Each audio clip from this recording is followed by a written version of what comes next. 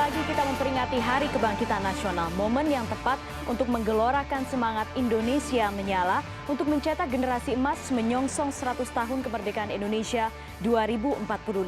Namun mungkinkah ini tercipta mengingat kualitas pendidikan Indonesia saat ini tergolong yang terburuk di dunia, bahkan tertinggal dari negara-negara tetangga kita di Asia Tenggara. Apa yang harus dilakukan untuk mewujudkan salah satu nawacita pemerintahan Jokowi JK, Indonesia Pintar?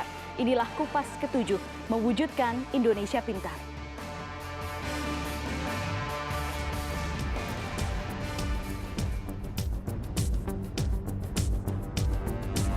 Peningkatan akses dan mutu pendidikan.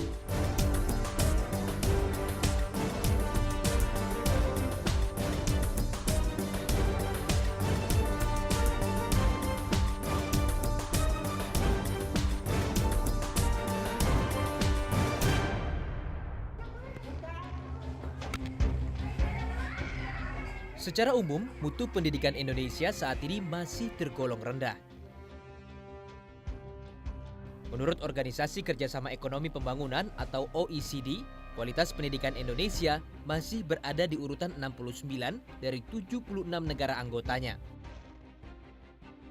Sementara menurut laporan tahunan Lembaga Pemeringkatan Pendidikan Dunia, Pearson, Indonesia menempati urutan terakhir dari 40 negara yang disurvei. Hal ini menjadi perhatian tersendiri Menteri Pendidikan dan Kebudayaan Anies Baswedan. Saat memperingati Hari Pendidikan Nasional 2 Mei lalu, Anies meminta semua pihak mengedepankan mutu pendidikan agar tercipta manusia Indonesia yang berkualitas.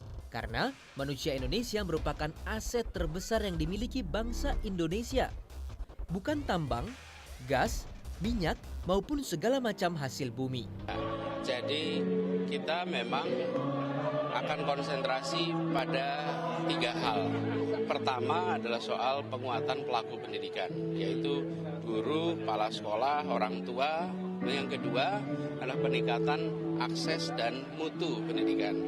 Yang ketiga, perbaikan reformasi tata kelola birokrasi pendidikan. Nah, yang menyangkut akses pendidikan di Indonesia ini kita harus menjangkau daerah-daerah sekarang ya, harus menjangkau daerah-daerah yang selama ini terlewatkan. Banyak hal yang harus dibenahi pemerintah untuk meningkatkan mutu pendidikan. Tak hanya standar kurikulumnya, kualitas guru, dan fasilitas sekolah. Namun juga memastikan semua anak usia sekolah dapat menikmati akses pendidikan yang merata demi terwujudnya salah satu program nawacita pemerintahan Jokowi JK, mewujudkan Indonesia Pintar.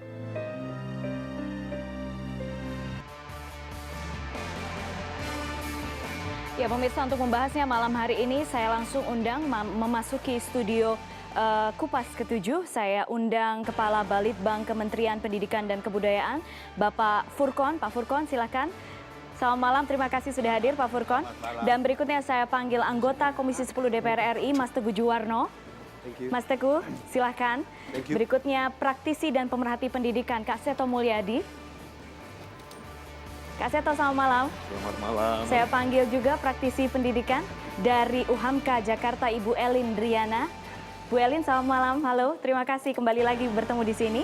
Dan yang terakhir saya panggil Direktur Eksekutif Gerakan Indonesia Mengajak, Mas Hikmat Hardono. Mas Hikmat, terima kasih. Selamat malam Bapak-Bapak dan Ibu Elin. Sebelum kita ngobrol, saya kembali akan sekarang memberikan grafik. Kita berangkat dari data dulu. Jadi ada data terbaru peringkat mutu pendidikan dunia. Ada 76 negara yang disurvei atau yang diperingkatkan oleh OECD, Organization for Economic Cooperation and Development. Kita lihat bersama peringkatnya seperti apa. Bisa dilihat di belakang juga ada yang lebih besar lagi. Ya, ini adalah dari OECD. 76 negara anggota, Indonesia urutan 69. Mbak Putri, seharusnya ada yang di-highlight lagi. Apa? Yaitu Vietnam. Vietnam ya, Vietnam sudah bisa menyalip Amerika Serikat ya. Betul. Iya, Vietnam sudah bisa menyalip Amerika Serikat di sini dan ya, itu dia sebenarnya kalau misalnya melihat prestasi itu sudah rasanya kita ketampar ya. Dan berikutnya saya berikan lagi grafik versi Pearson. Ini adalah perusahaan besar swasta di bidang pendidikan, base-nya di Inggris. Kita lihat bersama grafiknya. versi Pearson seperti apa. Ini adalah yang tahun 2015. Ya, ini yang terbaru. Korea Selatan nomor 1, Indonesia nomor 40. Ini dari 40 negara kita berada di peringkat ke-40. Pak Furqon, inikah gambaran kualitas pendidikan kita sekarang? Ya kalau dilihat dari ukuran-ukuran yang mereka gunakan, barangkali memang kita tidak bisa berbantah dengan mereka. Walaupun kita juga harus mengakui bahwa dilihat dari segi akses itu dia sudah meningkatkan daya tampung sekolah, akses masyarakat untuk bisa menikmati pendidikan. Tapi Pak Andi sudah secara gamblang mengakui sekolah yang memenuhi standar pelayanan di Indonesia cuma 25%, sisanya 75% tidak. Sudahlah kita akui itu. Ya, memang kalau dilihat dari pencapaian standar nasional pendidikan, memang banyak sekolah yang memang belum mencapai standar itu. Kalau misalnya Pak Furqon, saya tanya sekarang, kalau misalnya menurut Anda peringkatnya baiknya berapa sih Pak? Kalau kita sekarang? Itu akan sangat bergantung kepada ukuran-ukuran, variabel-variabel yang akan kita gunakan. Oke, tapi bisa terima tidak kita di peringkat sekian 40 dari 40 negara, 69 dari 76 negara loh. Ya saya sendiri sama tetangga jauh, Thailand aja jauh kita. Belum melihat bagaimana metode yang mereka pakai, apa sih kriteria yang mereka pakai. Mungkin nanti kita perlu lihat dulu gitu. Sehingga seberapa jauh ini bisa match dengan kondisi di Indonesia. Anda masih belum terima nih kayaknya Pak Furqon. Saya ke Mas Hikmat deh, Mas Hikmat. Kemudian sudah ada Indonesia Mengajar, melihat, merasakan langsung kualitas mutu pendidikan sesungguhnya di daerah kita seperti apa? Tentu saja kita bisa membuat rumusan masalah sangat panjang.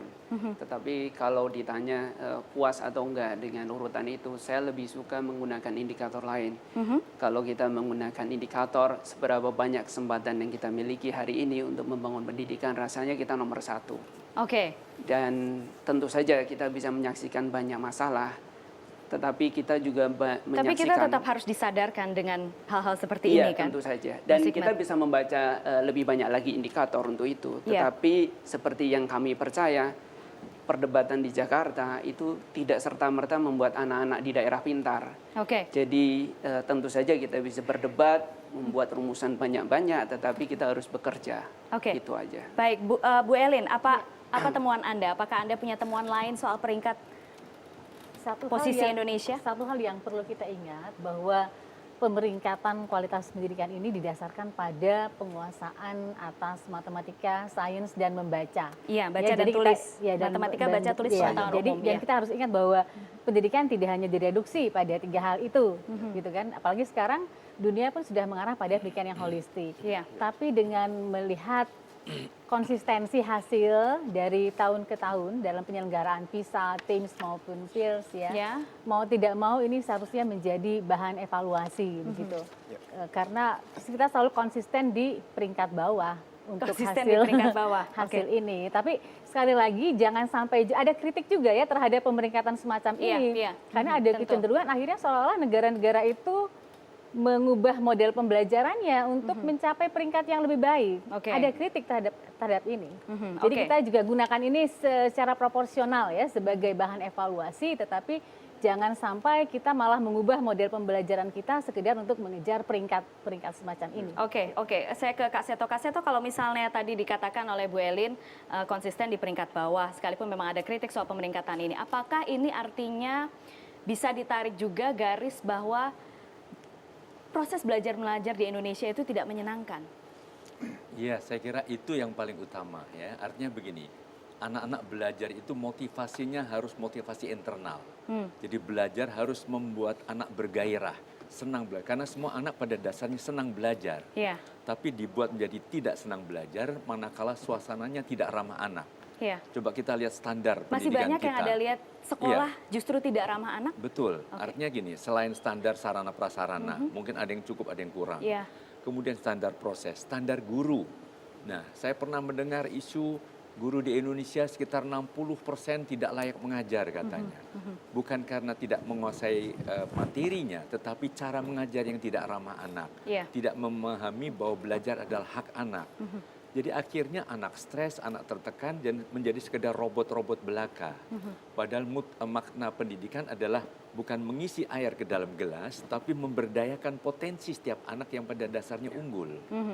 Jadi dengan pendekatan yang sebetulnya proses yang menyenangkan, proses yang menggairahkan, memberikan tantangan, anak akan belajar dengan sangat senang sekali. Mungkin bagi murid-murid di Indonesia mengajar dengan cara yang lebih tepat, dengan mungkin sarana prasarana yang kurang lengkap, tapi lebih tepat belajarnya dan kita akan prestasinya lebih cemerlang. Soal pengajar itu nanti. Saya ke Mas Teguh dulu. Mas Teguh secara proporsional nih, melihatnya bagaimana sekarang? Kita berada di mana? Ya, pertama sekali menurut saya berbagai peringkat termasuk peringkat PISA di mana kita juga ikut dan kita dari peringkat 64 dari 65 negara yang mengikutinya.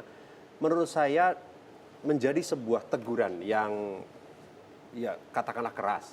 Kita sudah 17 tahun di era reformasi dan era reformasi ini sudah mengamanahkan anggaran pendidikan 20% dari APBN. Artinya dengan kata lain, yang 20% ini tidak berdampak terhadap peningkatan mutu yang signifikan. Buktinya kita sudah kalah dengan Vietnam, tertinggal jauh. Dengan Malaysia kita juga kalah. Nah, apa yang saya harapkan stakeholder pendidikan, khususnya para pemangku pengambil kebijakan ini, menurut saya hari ini mau tidak mau harus duduk bersama dan kemudian berpikir harus ada yang kita rubah secara dramatis atau radikal. Memangnya selama ini belum pernah ada visi misi yang dikerjakan secara bersama-sama satu itu. Nanti dijawabnya ya. Mas Teguh tetap bersama kami dan pemirsa di segmen berikutnya kita juga akan bahas satu hal yang utama untuk meningkatkan pendidikan dan menjadi kunci adalah kualitas guru. Seperti apa kondisinya di Indonesia sekarang, tetap bersama kami di Kupas Ketujuh.